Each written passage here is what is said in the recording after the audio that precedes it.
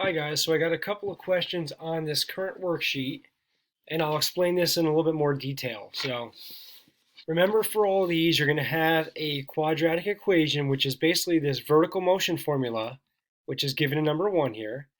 But really the basics behind it, so it starts off, really this is the general one.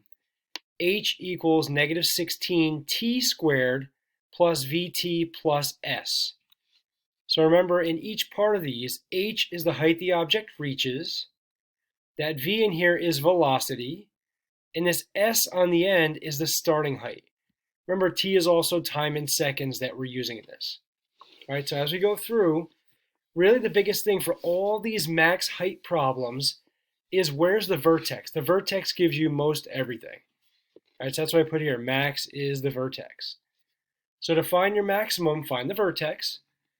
So if I do x equals negative b over 2a, remember that's your AOS formula, your axis of symmetry. Plug in the numbers from this function, right? A, b, and c here. So there's your b, but it is opposite of b, 2 times a on the bottom. Right, so you got that, so you get 1/2. So that's the first portion of your vertex. Now by taking that 1/2 and plugging it in for t squared and for t, you work out this problem and you're going to end up with 484. So your vertex is 1/2 comma 484. And it gives you everything here because, right, how long did it take for Jason to reach his maximum height? The x portion is your time. So, right, so that's 1/2 of a second. Right, so that's the first part, that's for A. The second part, what's the height? The second number, 484, is the max height. And it'll make sense in a second here because, right, for C, what is Jason's initial height? Remember, in these problems, this S is your starting height. So if he starts at 480 feet, right, it makes sense this number should be a little higher, 484. So he only jumps up 4 feet and then jumps into the ocean, right? So how long did it take? 1/2, your x-coordinate of your vertex, 1/2 second. 484 is the max height. That's the y portion, so that's the height that it reached. And what was Jason's initial height? Goes back to the original equation, which is 480.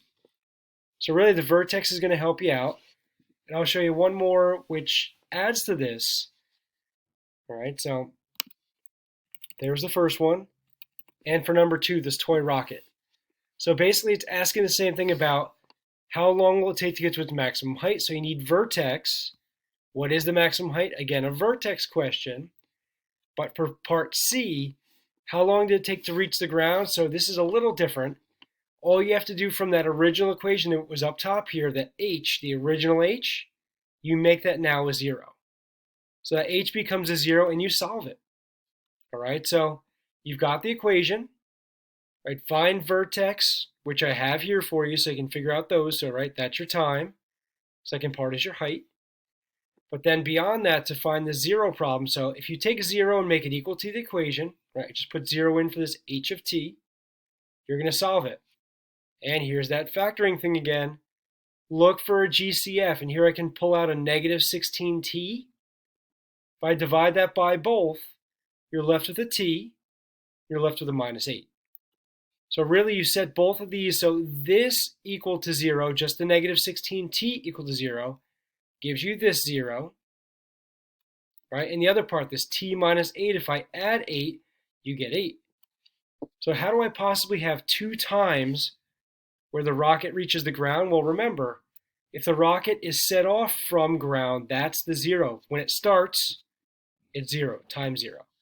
But then it will go up, come back down, and reach the ground at time of 8 seconds. So that's the second time. So really, that's the only one we really consider for this.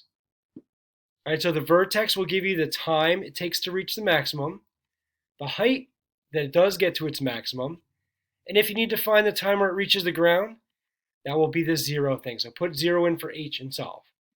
So this was nice. We could do factoring, but you could also do quadratic formula, which really happens for most of these. All right, so try that out and see if you have any more questions. Thanks, guys.